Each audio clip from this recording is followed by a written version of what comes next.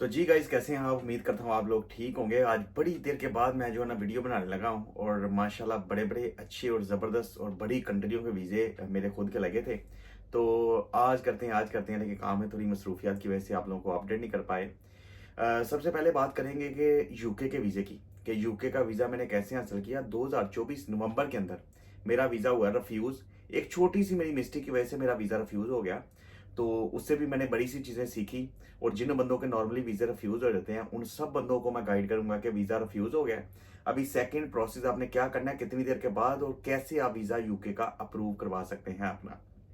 चलिए स्टार्ट करते हैं और मेन बात पे लेके आता हूँ। फर्स्ट आप सबसे रिक्वेस्ट है मेरी, कोई भी मेरे चैनल पे नया है तो भाई प्लीज़ वीडियो को लाइक शेयर और चैनल को सब्सक्राइब करना मत भूलिएगा। भाई का बिल्कुल देसी तरीका है, भाई खुद एप्लीकेशन करते हैं सारा।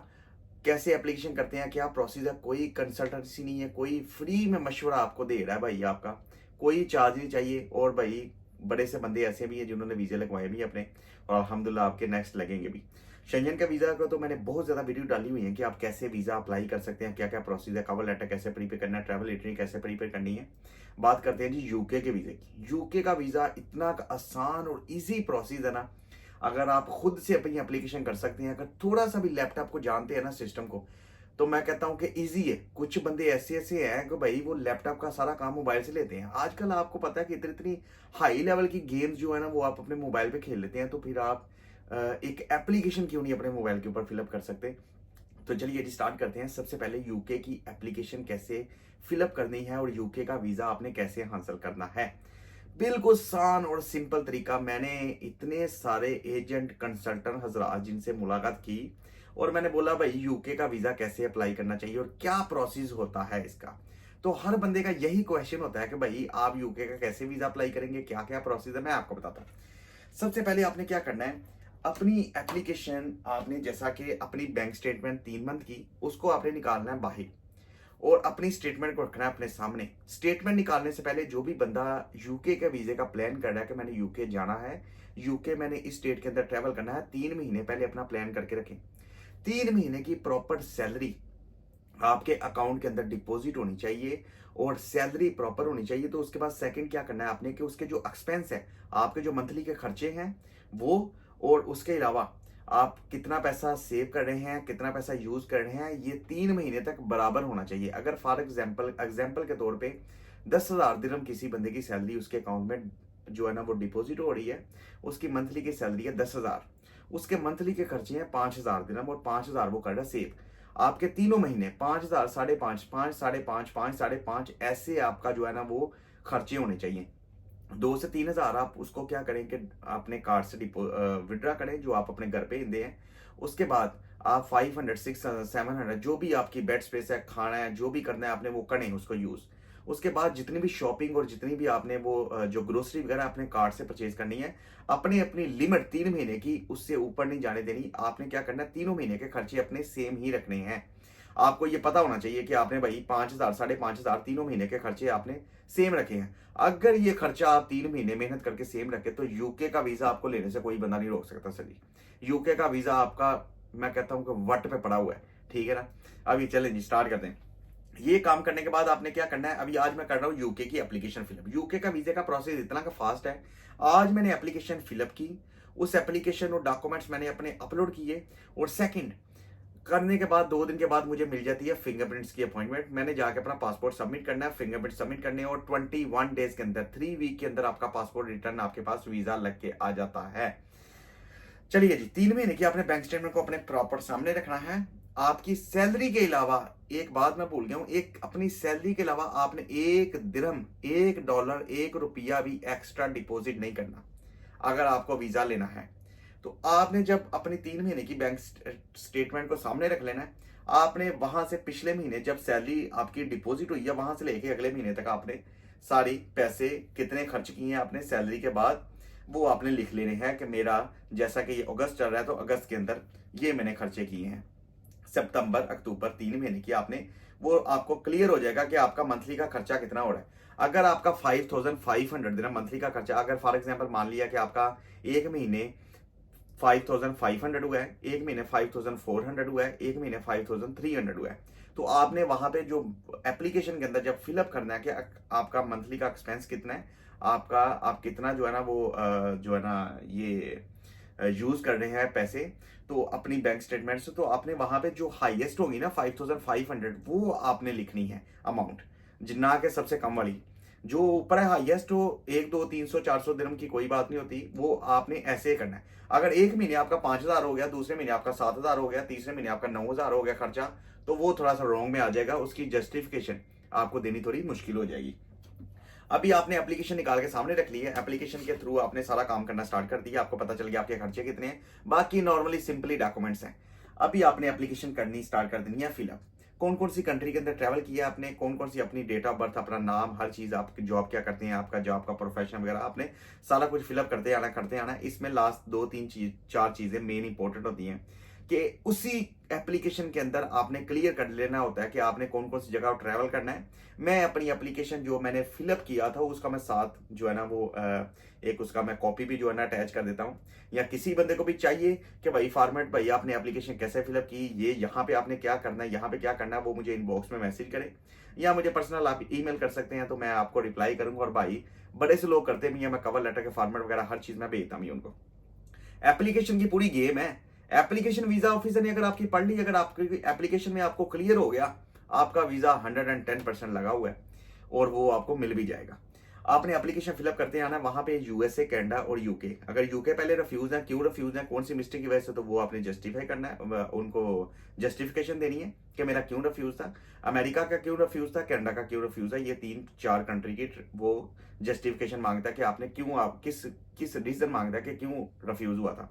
तो वो जो रिफ्यूजल आई हुई है वो आपको पता है कि रिफ्यूजल लेटर के ऊपर मिलती है, उसको डायरेक्ट कॉपी मारे, डायरेक्ट पेस्ट मार दे उसको, ठीक है ना।